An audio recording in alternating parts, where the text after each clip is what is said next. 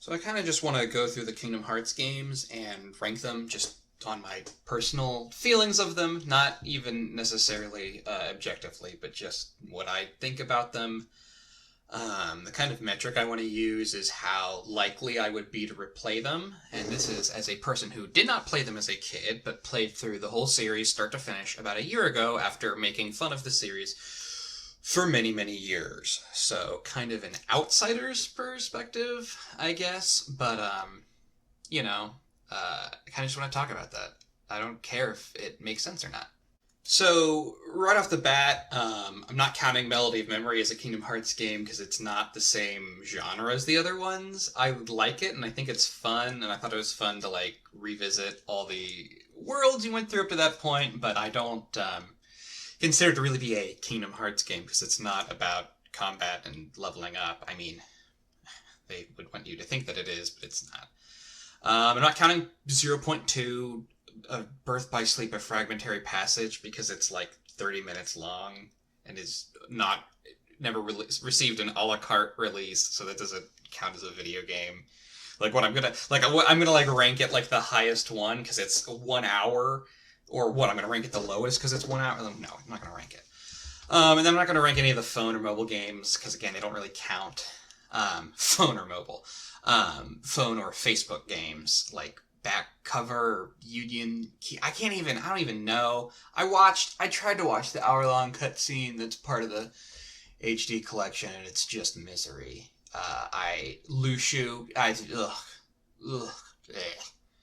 Whatever.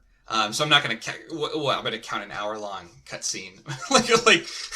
That's the worst thing you can say about a Kingdom Hearts game or any games that an hour-long movie's better than it.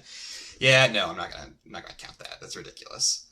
But then everything else is fair game. That leaves, well, again, that leaves 8.5 other games, which is perfect for Kingdom Hearts and its stupid numeric systems. God, ugh. Oh, Nomura. Okay, all right. Number 9 is 358 over 2 days. This one's a little unfair, because in the collection, it is just the cutscenes and text boxes describing them.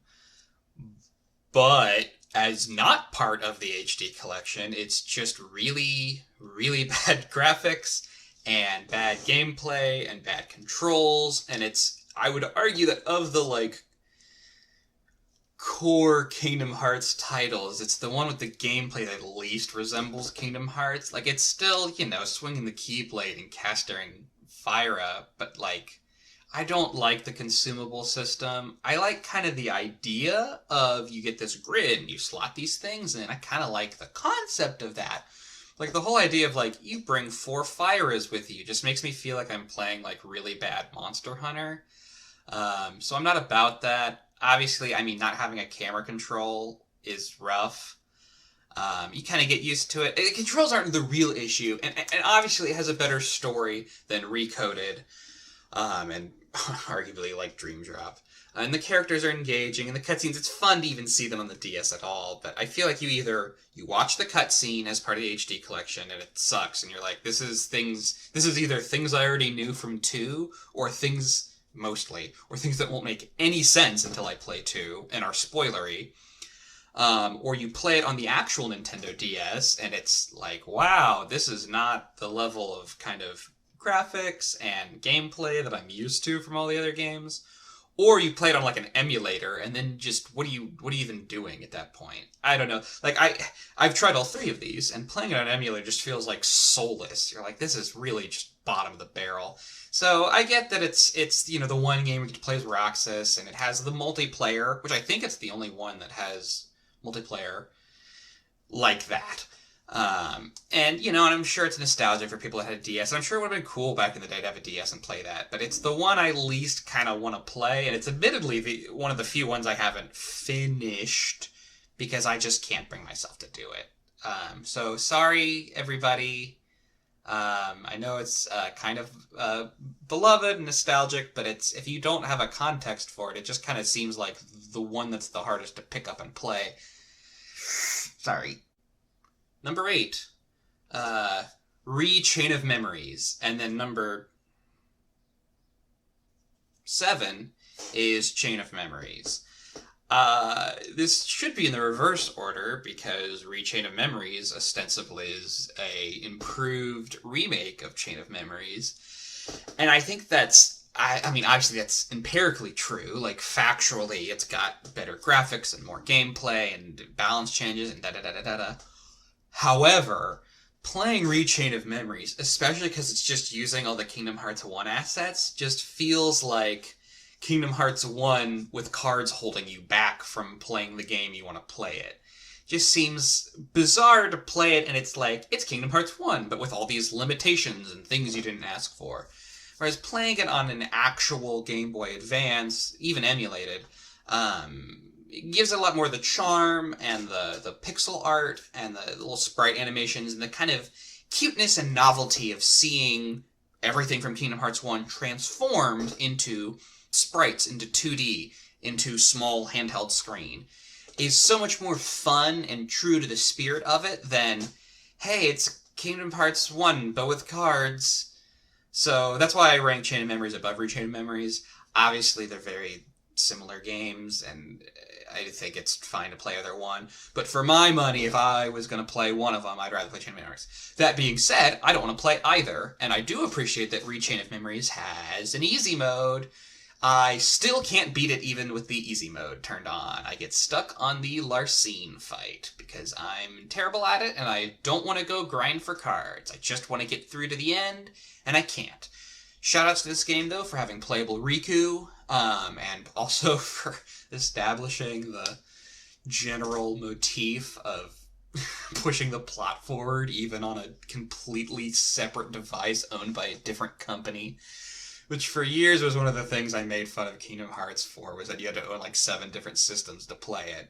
Which obviously is fixed now, especially now that it's on PC, which is great, but thank Naminé. It's kind of ridiculous, the plot's a little stupid, but it's fun, it's charming, I don't know, it's not so bad. I'd rather play it than 358, because it's at least leaning into the limitations of its hardware, at least the Game Boy Advance version. Number 6 is Recoded. Obviously, I can't actually go and play Coded because it's was it Japan exclusive? I don't actually know, but it's a phone game, and I'm sure it's not available anymore. I don't even know you would play that on her.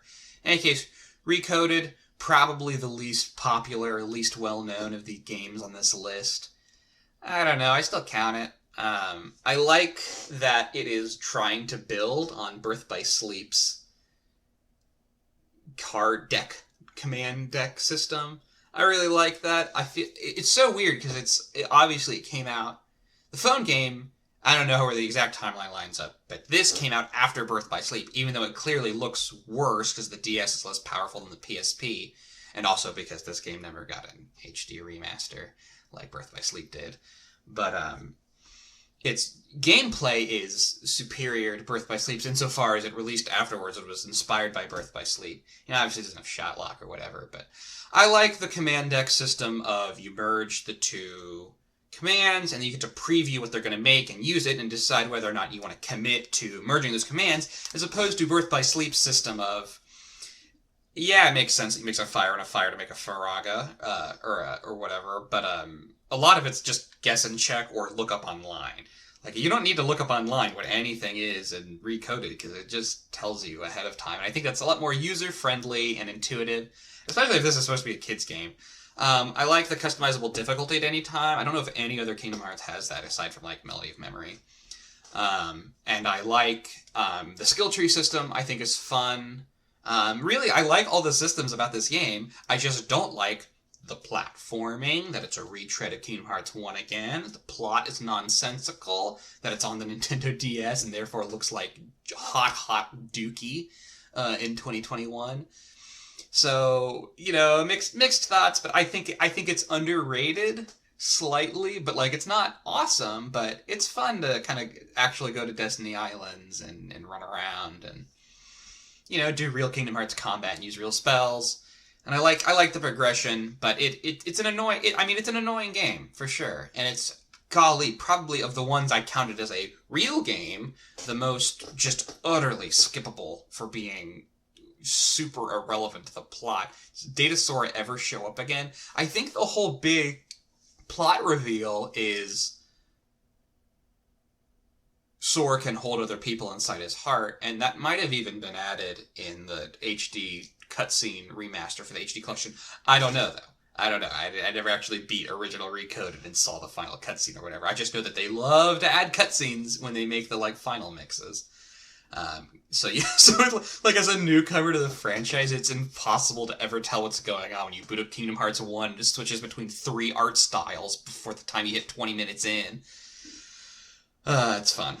And then, like it's weird, because, like, the end of each Kingdom Hearts game has, like, some kind of, like, secret boss that's a teaser for the next one, but as a person just playing them in 2021, you're like, that's weird that Terra is in Kingdom Hearts 2 or whatever, and you have no idea. And then factor in also that, like, they start in Japan, then they get ported here, then they go back to Japan, and each of those versions adds new content that's sometimes exclusive. It's crazy. It's crazy. Anyways, Recoded, number 6. So at number 5, I've got Kingdom Hearts 1. The rest of the games in this list are, like, real games. Like, I feel like Recoded, Chain of Memory, 358, those are the stupid, dinky, handheld Nintendo games. So, that being said, of the real Kingdom Hearts games, 1 is my least favorite. Just because it's the oldest, and it's the most obtuse, and it's the most, like, got the most glaring issues. Obviously, like, we're supposed to be thankful that it started the franchise at all, and that it's, of all of them, the most innovative and revolutionary, because it has the concept at all. But I don't like playing it as much as I like playing the other ones. The combat's clunkier, the progression is less satisfying, I guess the worlds are fine, but particularly a lot of the puzzles and platforming are just so aggravating. This is the only Kingdom Hearts I played where I had to have a second person on a strategy guide 24/7 about the time, pretty much the whole time. like even like in Destiny Islands, it gets a little confusing if you haven't played it before, like where you're supposed to go or what's going on, like secrets. Like, it feels like Easter egg hunting just to get through the, like, basic plot. Don't even get me started on Hollow Bastion. It's my least favorite experience in all of Kingdom Hearts, is trying to get through Hollow Bastion, Kingdom Hearts 1. Kingdom Hearts 1, of course, famously, exclusively has the world Deep Jungle, which I loathe. It's awful, and the platforming in it is terrible. A lot of the, like, most, in my opinion, iconic and favorite worlds are things like Timeless River and Tron World, and, like, those aren't in here. This does, have Disney Worlds at all, which is neat, and it has Destiny Islands, and it has Twilight Town and Hollow Bastion, and all this stuff that goes on to become super important and lays the groundwork, and yada, yada, yada. It's also, I think, like, the only one where Riku's actually bad, which is, like, kind of funny, because he's supposed to be the big bad Sasuke rival bad boy, and, like, he's only really bad in this one, even a little, and he's just completely redeemed for the rest of the series. It's like, well, you know what, I guess it's not true. I guess when he's Ansem, he's bad. Oh god, it's hard to keep track of individual character arcs in this insane series. Oh my god. Whatever, I take back everything I just said. I have no idea what Riku's up to at any given point. Actually, I forgot that he gets blindfolded and turns into a person of different ethnicity. Just crazy. Imagine explaining to somebody who has not seen the series. It's crazy. So yeah, one's not so bad. I think it's weird that Final Mix is so different than original. I don't know a ton about the differences, but, like, I got stuck on the Alice in Wonderland boss fight, and it's a completely different color scheme in the original and the Final Mix version. Like, that just feels like Nomura gaslighting people from their childhood. Like, guess what? You're revisiting this game after 10 years, or 5 years, or whatever, and this boss is just a different color, just to, like, mess with people? Is every boss in that game a different color? I don't know. I don't even know how deep the rabbit hole goes. I'm sure there's documentation out there, and people can tell me, but there's just weird. Just a weird, whatever. It's a weird game. I don't like trinities. I don't like how you run into the little trinity symbols and you, like, can't do anything with them. And you have to watch the cutscene every time. I'm not about that. I don't like how obtuse all the like shopkeeping and stuff is. Oh, and the gummy ships. Oh, the gummy ship editor's terrible in 1, and the levels are just grating. Like, especially, look, I watched the cutscenes for 1 in Chain of Memories and then started playing 2. So like going back after playing the gummy ships of 2 and 3 is rough. And I mean, all of it's rough. The Keyblade combat, the spellcast, like the whole thing's kind of rough. So it's not bad, but I think it dates the worst, and I suspect that behind the scenes it has a lower production quality than something like 2. 2 seems like it has like infinite budget because everything's so smooth and slick and polished, and this game lacks that kind of signature Kingdom Hearts polish that I think is kind of part of it being a Disney product. I don't know, that's a conspiracy theory. So anyways, Kingdom Hearts 1, it's my lowest of the real ones, but at least I'm not gonna like not count it as a real one. So number 4, Kingdom Hearts 3D Dream Drop Distance. That's probably a hot take, putting Dream Drop above 1. That's not a popular opinion. I don't love Dream Drop. Like love. I think this is the lowest of the games that I'm not in love with, and it's barely above 1. But flow motion feels nice, like it's fun to do. In this game, especially where it's actually the focus, I think it's shoehorned in 3, but it's decent in this one. Some of the platforming's not so bad. It looks decent. The HD remaster kind of just looks on par with like 2, and on the 3DS in particularly, it's more impressive. I think this whole game is a lot more impressive on 3DS because it's playing into the hardware with the 3D, and obviously like the stuff like the Dream Drops are way more fun when you're actually seeing it pop in your eyeballs like it's meant to. And the pet stuff I think it makes more sense on a 3DS. And that's another one of the big things with this game, of course, is the Dream Eater pet system. I don't love it. Like, especially coming off of Birth by Sleep, it seems like a downgrade to go from command deck crafting to you just upgrade these pets and they give you spells. It seems real arbitrary and weird. Like, the whole time I had the kind of thought of, like, I'm sure I'm supposed to just look up online which pet to level up. And then, of course, I did, and it was Balloon. Which is, of course, then another defining trait of this game is that the balloon spell is the most powerful things. Shout out to the balloon spell for getting me through this game. I wanted to kind of just get through Dream Drop so I could play 3. That's something unique about my playthrough of Dream Drop. For everybody else, Dream Drop is like, well, this is it for the next several years until 3 comes out, so take your time, which I think would incentivize you to actually play the pet mini games and level them up and really slow down and play the game and play it again, because what else are you doing until 3 comes out? But for me, it was like 3 is the real climax and the meat of the whole thing. I mean, we only paid $30 for the entire collection of all Kingdom Hearts games at the time, 1 through 3 and everything in between, for me and my 2 friends who were all newcomers to the franchise. But like 3 was way the game we were the most excited to play, so Dream Drop was like, let's get through this. Like, we really started to speedrun it by the end.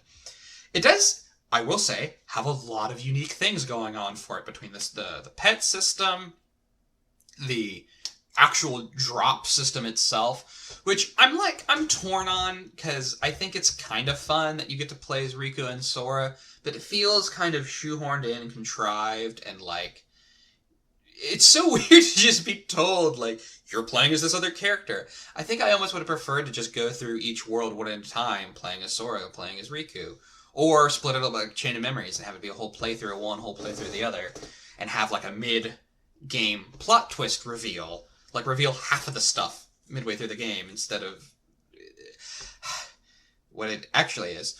That's another defining thing about this game, is the just absolute insanity of a plot. I think I'm already half Xehanort is maybe my favorite line of dialogue in the whole series. Again, as somebody who played through it all at once, and it's kind of all blurred together. That is unforgettable. I remember watching Kingdom Hearts out of context videos beforehand and seeing that and being like, wow, that's crazy. And we finally showed up at the moment in game. I was like, oh my god, there it is. So Dream Drops, I'd almost have to argue has the stupidest plot of one of the games that actually pushes the plot forward. The whole dream thing's weird, and the Mark of Mastery exam's weird, and it all reeks. It's classic Nomura.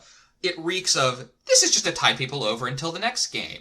And then, oh, I've got some more ideas, and some more ideas, and some more ideas, and just jamming it full of ideas when it was supposed to be a small thing. Just like Recoded was supposed to be a port of a phone game that turned into its own thing. Just like Chain of Memories turned into a full remake of Chain of Memories. Just like this, just like whatever. Nomura's constantly blowing these things out of proportion. So that's I kind of get that feeling where it was like, this is whatever. Sora and Riku are just going on a fun little test before 3, and oh god, half Xehanorts and time travel. And I hate the time travel. Oh my god. People, I think it's got the most nonsensical time travel plot of all time travel plots ever. And time travel plots are inherently kind of nonsensical. And even on that note, like, it's a terrible, insane time travel plot. So, yeah, not a huge fan of the ending. I like that you go back to the world with no name, or the world that never was, or the world that won't be, or the world that isn't. Oh god. Oh god, I can't remember what it's called. But the bottom line is the gameplay is fun, and the Dream Eaters aren't so bad. I like that Sora and Riku interact with them differently. And the worlds are kind of fun. You get some really unique ones. Obviously, Three Musketeers and Notre Dame and Tron Legacy are really interesting, unique worlds. Fantasia. It doesn't have a ton of them, I guess, but obviously Twilight Town, World Ends With You is interesting and unique and got me to at least try out World Ends With You. Nomura shamelessly cross-promoting, right? Although I think it fits because TWIWY was a DS game, so it makes sense for it to be in a 3DS game. I feel like a big part of this game is lost in the PlayStation ports.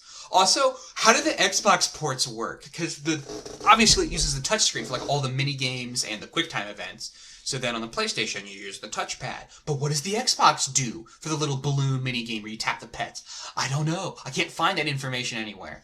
I could go buy it on Xbox. I don't want to do that because I don't actually want to find out. I can play it. But how do you do all the touchscreen stuff on an Xbox? I looked it up, and like the Xbox port came out like after Kingdom Hearts 3 came out on Xbox, which is weird. Also, it's weird that Xbox got Kingdom Hearts before Nintendo did on a home console, where it was Melody of Memories, the first home console Nintendo Kingdom Hearts, but 3 came out same day on Xbox One, which is bizarre. But then it's bizarre that Xbox didn't get all the old games HD collections until a year later. So whatever. And then it all comes out on PC a year later after that. So it's all a bunch of nonsense. Whatever. Anyways, Dream Drop. Obviously not my favorite. It's like my favorite game that isn't my favorite. It's not in the top 3, but I like it better than the other ones. And this has also helped that I played the 3DS version recently. It was like, that's cute. I didn't, beat my playthrough all the way through. And I was like, that's fine. That's fun. And it's fun having beaten it on PS4 to see it on the 3DS and go, oh, that's why we have that mini game and have that QuickTime event and have that da-da-da-da-da-da. Like, it makes a lot more sense than the 3DS. So, yeah, if you are a person who somehow owns a 3DS and has only played the HD collection version, I would recommend trying out the 3DS version, but I don't think a lot of people like that exist. Okay, so in my number 3 slot, I've got Kingdom Hearts 3. I feel like Kingdom Hearts 3 is like one of the most like mixed feelings of the whole franchise, because obviously it's wasted potential. Obviously, I think the biggest flaw of Kingdom Hearts 3 is that it really is Kingdom Hearts 3. It is a game that is like Kingdom Hearts 1 and Kingdom Hearts 2, but slightly more. And I think people were looking for more of like a Kingdom Hearts climax of the whole series, wrap everything up, and it tries to be that, but it also tries to be a fun Disney romp like 1 and 2. So I think it suffers from being torn a million directions. I think Mass Effect 3 also has that, where it's like, well, we gotta wrap up every loose end, but then also stand alone at all. And that's hard. And I think as much crap as people give Mass Effect 3, I think it does a better job of that than Kingdom Hearts 3. I think Kingdom Hearts 3 leans too hard into the Disney romp. I think it does a decent job of tying up loose ends, but it really only devotes the last couple hours of the game to it, which is frustrating, I'm sure, for longtime fans of the series. I cannot imagine waiting 10, 15 years between 2 and 3, and then being like, here it is, Frozen and Tangled and Toy Story. You know, the worlds are really great in 3, and if you look at it as just objectively, like if you're going to list like the best worlds of all the Kingdom Hearts games, I feel like a lot of the ones from 3 are up there. I think Toy Story might be my favorite Kingdom Hearts world, because it's a great concept that doesn't overlap with the movie, but features all the characters and some of the original voice actors. And it's got a lot of fun ideas, and shrinking down is cute and fun. But it's like in the middle of a game where you're supposed to be really wrapping this all up, and clearly Nomura's vision for the franchise is limited or not in line with what fans are actually wanting, and 3 is, I feel like, where that comes to a head. You can play Dream Drop and go, this is disappointing, but maybe the next one will be what I want. And I feel like 3 was like time to finally pay the piper and give fans the fan service, and it only half delivered.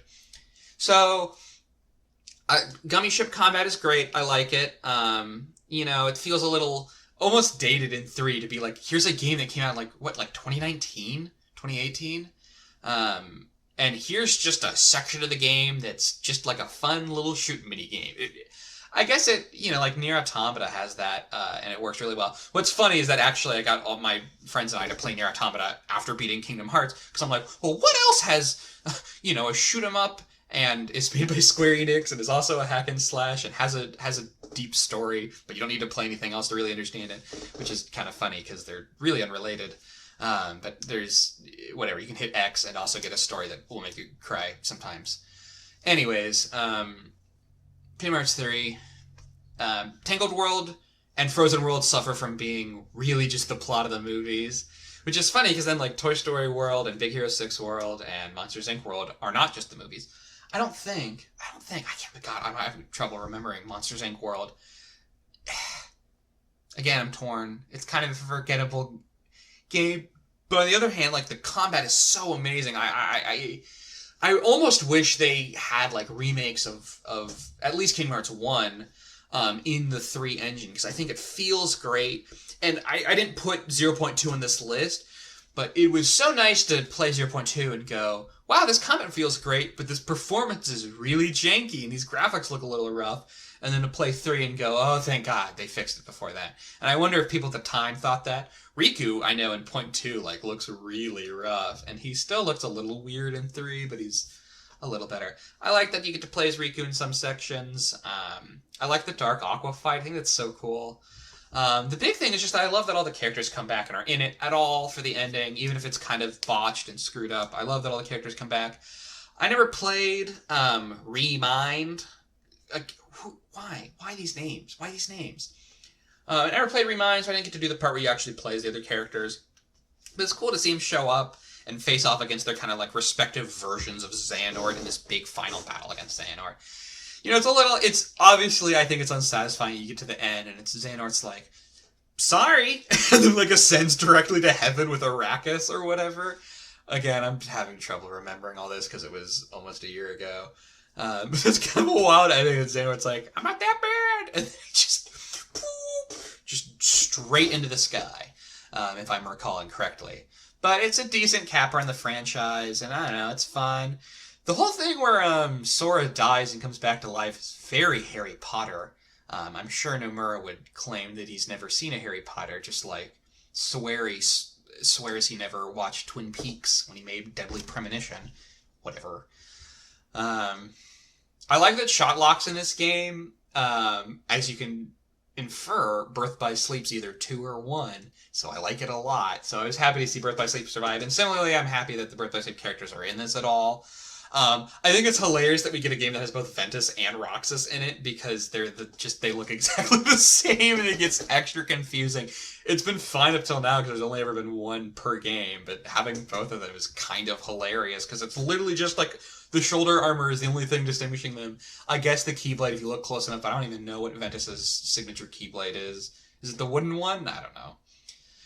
Oh god, there's so many things that happen in this game. Frozen World, again, yeah, too close to the movie. Frozen World sucks. Like, let's all be honest. Teaming up with Marshmallow is stupid. It sucks that you don't get to fight with Elsa or Anna. and it's and also the like full 3 minute theatrical cut of Let It Go with Sora, Donald, and Goofy just standing in the background is absurd. The whole plot of this game is absurd, really. That it's like, hey, you need to go run around and do Disney bullcrap for like a long time, and then we'll get like an hour of plot. Is so sucks. I think everybody was expecting a full game of actual plot, like a season finale. And obviously, whatever. Yuzora, maybe that'll end up being cool at some point, but for now it sucks and it's stupid. I don't care if it's one of the Sprouse brothers. And obviously I didn't do the Rebind DLC, so I didn't actually fight him, but it just, it's so weird. It's classic Nomura. The fact that it's just Final Fantasy versus 13 is weird, and that's a whole rabbit hole. It's bizarre. I think it's unsatisfying and unfair to fans. I mean, and I don't know if you can be unfair to fans. This is one guy following his vision clearly, and you take it or leave it, much like Hideo Kojima or David Lynch, but executed way sloppier. Nomura's got a dream, and he's making it happen. God, there's so much in this game. I don't like that you go to Olympus Coliseum as the first thing, like, immediately. It seems weird because Olympus Coliseum is such a familiar place by this point that I kind of wish it had been something a little more novel and then, like, get to Olympus Coliseum later. Or even have it just be, like, an optional area with, like, wave horde survival things. Which it seems like sometimes, some of these games, it's relegated to, this is where you do fights over and over and over. And I wish it had that functionality in this game. Unless I'm stupid and it did have that and I missed it. Obviously, the lack of Final Fantasy characters is a bummer, but I don't think it's as big of a deal as some people make it out to be. I think that's not necessarily part of the core DNA of the game. It's more like having a Marvel movie with no Stan Lee, like, which obviously we have to do now. Like, it sucks, but it doesn't, like, ruin the whole thing. Like, you could easily remove Auron from Kingdom Hearts 2, and, like, it would still be fine. Like, whatever. But it seems weird they relegated it to the DLC, and I don't know how it's executed there because I never played it. So, yeah, whatever. I like that how many minigames there are. Like, I like that there's the chef stuff. I think it's a really cute, fun integration of Ratatouille. I like the Game & Watch stuff a lot. I think it's super fun, and I wish I had actually pursued that more and gotten the Keyblade for it, but I was playing with friends. You can switch between 3 Keyblades. I generally like the form changes. I like how many like triangle button prompts there are. You're constantly popping things off. The roller coasters are super fun, but it seems weird that they couldn't get real Disney roller coasters. It seems bizarre in this Disney crossover game to be like, here's a bunch of generic roller coaster superpowers you have that are nondescript carnival rides. Like, dog, do you not, like, have the rights to the real ones? Surely, right? Pirates World is fun. I had totally forgotten about that until this exact moment. Collecting the crabs is kind of cute, and the ship combat. Again, I think this game does a really good job of having the novelty factor.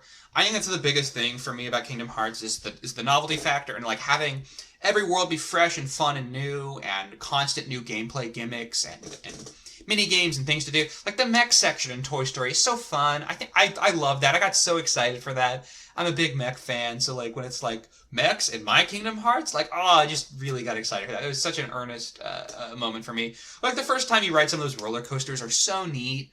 Like when you're fighting the Titans on Olympus. So there's a lot of really fun, earnest moments in this game, even though it's overall, I think, kind of a letdown and not what it could be. But it's hard to hate too much when it's so fun to play and the buttons feel good and responsive and it's really trying to be a Kingdom Hearts game. I think this almost works better, though, like as someone's introduction to Kingdom Hearts rather than as the big finale of it all, which I think is totally what it was billed as and what people were expecting. Like obviously I think if you're going to try and wrap up like the whole plot arcs of these like 11 different Soras, you need to from the start be like, well, let's spend one chapter on each character. And that's what it should have been. It should have been like, let's wrap up Naminé's arc, let's wrap up Roxas's arc, Aqua, Terra, Ventus, Xion. Like there's so many characters, you could have made each one of the worlds, and instead each of the worlds is like, here's one of the Xehanorts, and they're studying this world for some kind of tenuous connection to the larger plot. Like the whole plot of Toy Story World, where it's like, oh yes, we're studying the connection between hearts and things that don't have hearts, and that's gonna help us take over the multiverse. Whatever. None of it makes any flippin' sense. I don't like the Big Hero 6 AR stuff. I know I just said I love all the minigames. That's the one minigame I don't like. I totally missed Winnie the Pooh in my first playthrough. I just totally missed it. So I had to go back and do that. I like Lucky Emblems and the Photo Taker in general. I think it's super fun. I love that NPCs have unique interactions when you take selfies near them. That's amazing. Come on. That's great. You know, I think one of the strengths of Kingdom Hearts is being almost like a little digital version of Disney World. And 3, I think, is the most like going to Disney World. It's the most constantly popping off in your face with high production quality, novelty and gimmicks, and I think it deserves to be lauded for that. But it is an awful finale. None of it makes any sense. And I can't believe one of the recurring bosses is Pillar of Heartless. I can't believe that's like the tertiary antagonist of this game. Like, as if this game didn't have enough antagonists already, right? With 13 different Xehanorts. And the cliffhanger, just let us have some finality. I don't like the ending where Sora is dead or effed off to space or whatever. Ugh. There's a lot of eye-roll inducing moments, but there's a lot of cool moments. I don't know, I'm torn on 3. I have previously put together top lists and ranked it higher or lower for my own internal use. I don't know. I don't know. Okay. Kingdom Hearts 2 is number 2 on the list, which means Birth by Sleep is 1, but we'll talk about that in a bit. So Kingdom Hearts 2, I ranked above 3. Obviously 3 is more technologically advanced or whatever, but 2 is I think is peak perfect Kingdom Hearts. Like Kingdom Hearts. Like, if you were gonna, I think, sell somebody in the franchise, this is the one to show them. I think in a lot of areas it is the best. The one area it's not the best at is me wanting to replay it, which is why Birth by Sleep's higher. But again, I'll talk about that. I'll talk about what I like about Birth by Sleep in a second. 2 is great. It has a lot of what I talked about 3 with the novelty and the gimmicks and the mini games and the high production value. The animations are so slick and sleek and polished. The form changes are great. The worlds are great. I like that you revisit some of the worlds. The plot feels somewhat meaningful. I like the reveal that they want you to kill Heartless. I mean, this game, like 3, suffers from Maleficent and Pete just showing up and doing nothing. But I don't know, it's fun that they're there. I like the concept that of all the Disney villains, Maleficent is the only one evil and powerful enough to transcend the multiverse. I think that's cool. Or her own, universe. I think that's cool. I like all the worlds. I actually like that you go through them all and you go through them all again in the second act. Again, Pirates of the Caribbean, great. And I love that between this and 3, you get basically 3 movies worth of Pirates of the Caribbean plot.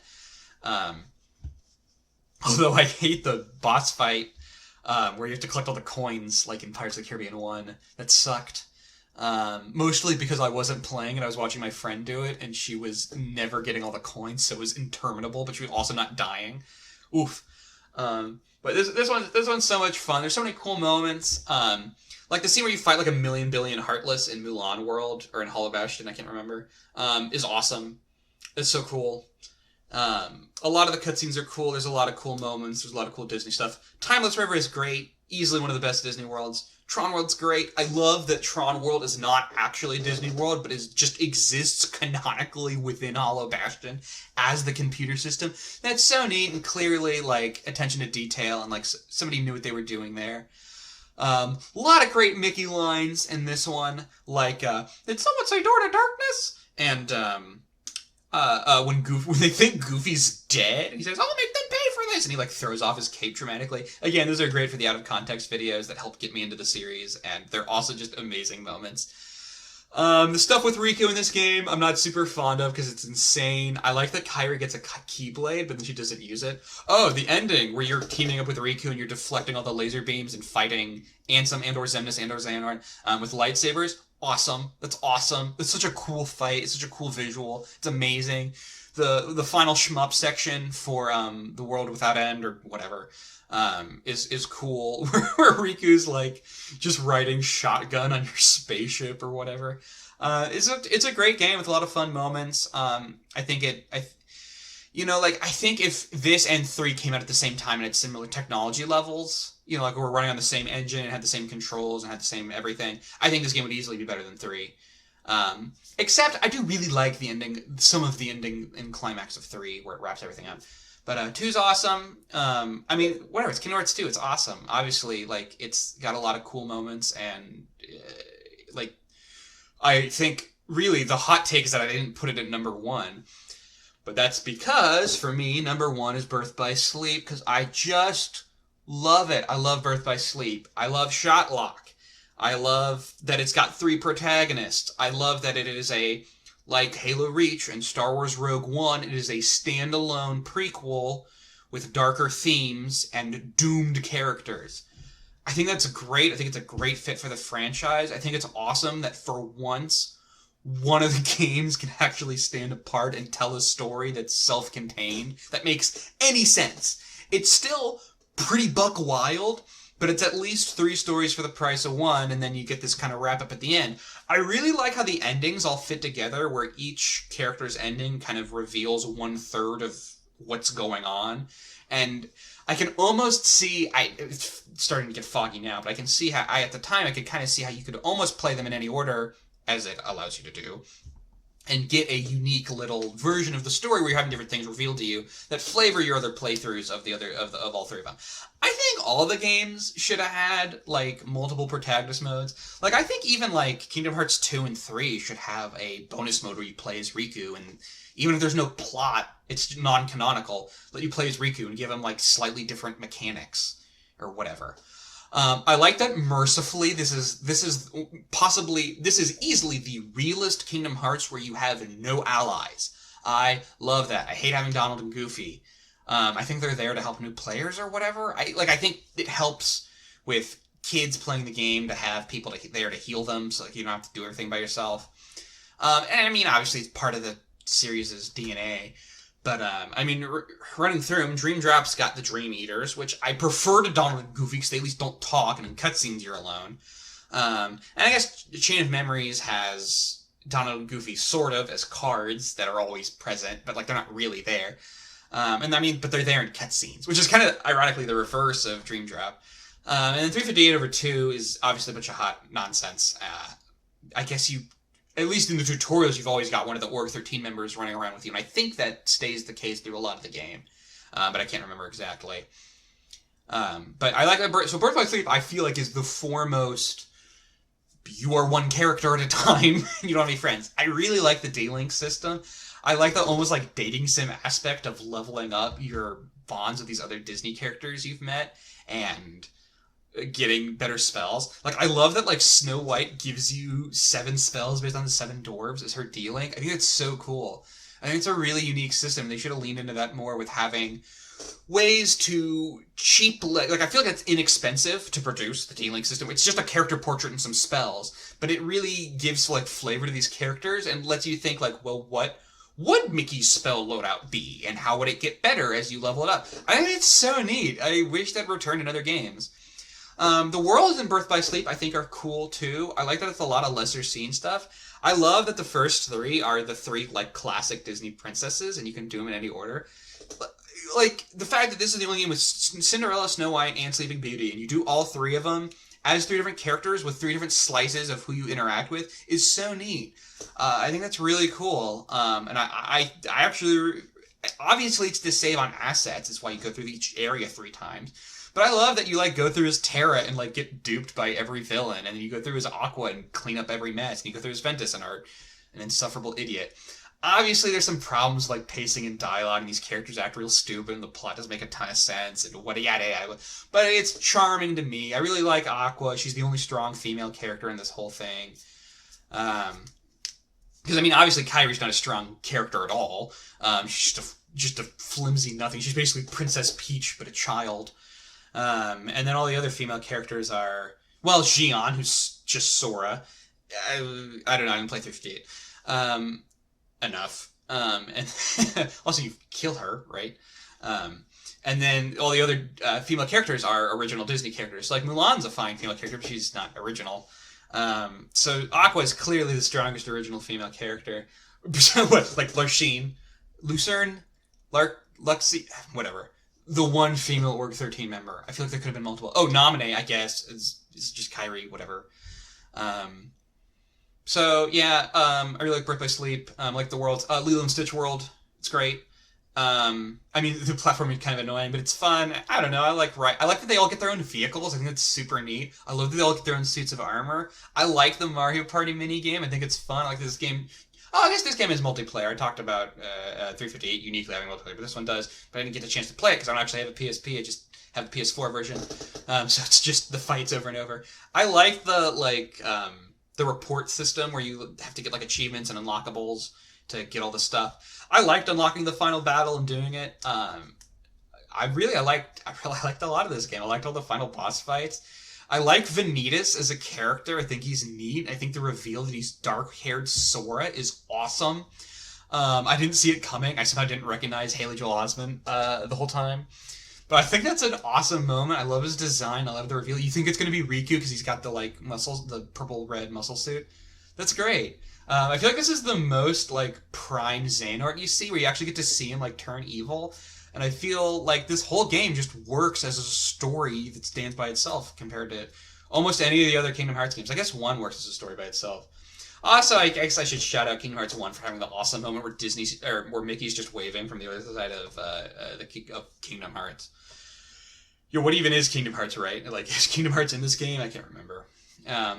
Yeah, this game's kind of a tragedy, right? And you see Terra, like, kill Arrakis. This game's awesome. This game's so cool. I love the command deck system. I love the crafting and the upgrading. And it makes it so, like, every playthrough feels kind of unique, and you can combine things in different ways. And obviously, like, you do have control over it, and you can just go to the shop and buy the fires and turn them into fires and turn them into Faragas or whatever. And there's obviously, like, an optimal, I think, loadout. But, like, I beat this game twice. This was the furthest I ever got on a Kingdom Hearts on my second playthrough. I think I kind of gave up towards the end because I was playing on Critical, and I got to the end of... I think I beat it as Aqua and Terra, and then when I went to beat it as Ventus, I got to the final boss and kind of gave up on my second playthrough. But I was playing on Critical, although I had save states, so perhaps that was not as critical as it seemed. Also, the Vanitas boss fight as Ventus is bugged in the HD release because of the emulation it's using. And it like won't register. That was really frustrating because that's my least favorite part of this game. I like the music. I love the music, actually. This game, because this game has unique characters, it has all this unique music that's not in the other Kingdom Hearts games that's super emotional and downer. I love it. I love this is a comparatively dark, kind of bummer game. I don't like all the constant escort missions. I do like a lot of the unique spells. I feel like there's a lot of spells in this game that aren't in any of the other games. Huge fan of that. I wish they would really just make more Birth by Sleep. I was really happy when Shotlock was in 3, like I said, because it was kind of a shout at this game. I popped off for Aqua and Terra showing up in that, especially in HD. I love that Aqua got her own game in 0.2, but which is obviously like tiny nothing because it's an hour long and it's filler tech demo. But I love that she's in that. I hope Aqua shows up in more games. I would take a full Aqua game. I'd take a Birth by Sleep 2, whatever that means. I think it wins for terrible titles. You know, Dream Drop Distance, I feel like, is a reasonable title as far as the subtitles go. Chain of Memories, again, reasonable-ish compared to 358 over 2 and Birth by Sleep. It took me a long time to figure out that 358 over 2 is referring to the number of days divided by Roxas and Xion. Like, even after, like, watching it and playing a bit, it, like, took me a while where I'm, like, doing the math in my head. I'm like, oh, 1 week, it's 1 year, minus 1 week, 2 playable characters. Okay, all right. Yeah, I'm trying to remember. Also, put Peter Pan in his place as your objective when you're playing as Terra and doing the Peter Pan boss fight is awesome. The fact that this game lets you fight the good characters at all as Terra is amazing, and more Kingdom Hearts games should have to come up with excuses for you to do boss battles against the protagonists of Disney movies. It's amazing. Yeah, this game's awesome. This game straight up rules. It's really cool. Keyblade Graveyard's awesome. It's super replayable because of the command deck system. That's part of it, is that this list is really which ones am I the most excited to replay or what I most want to replay. This one easily wins out because of the crafting and gameplay. And the fact that there's 3 characters, you can do them in any order. It's really fun to go back and stomp the tutorial. You know, I feel like this one doesn't have grinding as much as the other ones do. I guess, do do you level up in this game? You probably do. You know, like I'm not a huge fan of the level up system of Kingdom Hearts 1, 2, 3. So I'm sure other people are hugely fond of that. Part of it is that I like that this is so targeted. You can go like, I want to make this spell and look up online. This is where you get the components, and this is the treasure chest, and this is the enemy that has a chance to drop it, and then go do it and build it and then have it. Like it was really satisfying. My first playthrough was kind of just like, you know, whatever, get to the point A to point B. My second playthrough, I really try to like build all the like high level spells for the characters, and it's really fun. I think it's a fun game. And I love the kind of imagining, like, some kid, like, playing this, being 11 or 12, and playing this on a PSP on the bus, and, like, having your headphones in. It's like, this is a real serious cutscene I'm getting on my PSP on the bus. Real emotional moment. That cracks me up. I love that. I think that's adorable. You know, like, Chain of Memories and 358, like, makes sense for kids playing on the bus, because they kind of have that feel to them of, like, oh, I've only got 30 minutes, gonna do this. Like, Birth by Sleep feels like a movie. It feels very cinematic. It's got real cutscenes. And I mean, obviously, Chain of Memories and Birth by Sleep have the FMV cutscenes. But Birth by Sleep, I guess, I don't know if on the original PSP if it has FMV or not. I'm assuming not, because it seems like they're in-engine cutscenes. But I just really like the vibe and tone of this game compared to a lot of the other ones. I like the gameplay. I like the characters. I like the story. I like the setting. I like that they all team up in the middle for big boss fight. It really reminds me of something like Sonic Adventure, which I loved as a kid and now realize was a little hokey now. But I wish more of the Kingdom Hearts games had that kind of playing with multiple characters and syncing up and kind of crossing over. I think it's a really great concept. Obviously, Neverland is a lot better executed here than just the pirate ship in Kingdom Hearts 1. I'm still not super fond of it, but I like that you get the flying ability there like you do in Kingdom Hearts 1. I think is fun. I think it's fun. You know, it's a really fun game. I like the Mirage Arena. I don't like Rumble Racing. I did kind of forget about that until this exact moment. Rumble Racing sucks. Like, it's straight up the worst. And I hate that you have to do it to, like, actually 100% the game, or even, like, get to the true ending. I do like the concept of to get to the true ending is easier the higher the difficulty you play on. I think it's an interesting concept. We played on easy because I was playing with my friends who are not huge gamers, so they wanted to be able to play, so we put it on easy. So we had to, like, really get all the reports to do the ending. But then we did it. It was really satisfying. It's the only time I've, like, actually put in work on one of these games to unlock the ending. Although 3, we also went and got all the happy or lucky emblems and to get the true ending. Although we played on normal there, so we didn't need to get all of them. Which, again, I like that system. I think it's great. Oh, I like the sticker books. I think it's so funny. This game has sticker books. You unlock stickers and you can put them on there. I think it's hilarious. And I'm really fond of that. So yeah, Birth by Sleep, #1 game. Probably a hot take. I don't know. I played all through all these games all at once, and that was the one that stood out the most to me. So yeah, I know this is probably not what anyone would put the games in the exact same order as, but that's what my experience was with them as a person who had never played them before. All through all at once.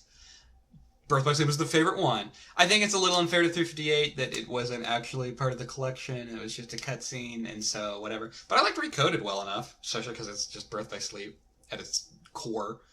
I think the series is very, very stupid and very dumb, but I like it a lot. I pre-ordered Melody of Memory after beating all of the Kingdom Hearts games, and I did enjoy Melody of Memory. Again, I'm sure it was hugely disappointing for longtime fans who wanted the plot to get pushed forward, instead just got that Kairi is from space or whatever. I don't know. That's almost not even a spoiler because I don't even know what I saw at the end of Melody of Memory. That was like 10 minutes of meaningless plot. So I generally like Melody of Memory, and I beat it and 100%ed it, and I thought it was, wow, I didn't 100% it, like I didn't beat every song perfect or whatever, but I beat every song, and I did the whole story mode and got all the stars. And I thought it was fun to relive all the games, you go back through them. So yeah, I don't know, I'm thinking about doing other videos of, like the top Kingdom Hearts worlds, or characters, or Keyblades or something, or just doing other, game rankings for other series. But I've had a lot of fun talking about this. It is hard to not just talk to everybody I meet on the street about Kingdom Hearts all the time, because it's so crazy, and it gives you some crazy ideas. So if you made it this far, thank you for watching.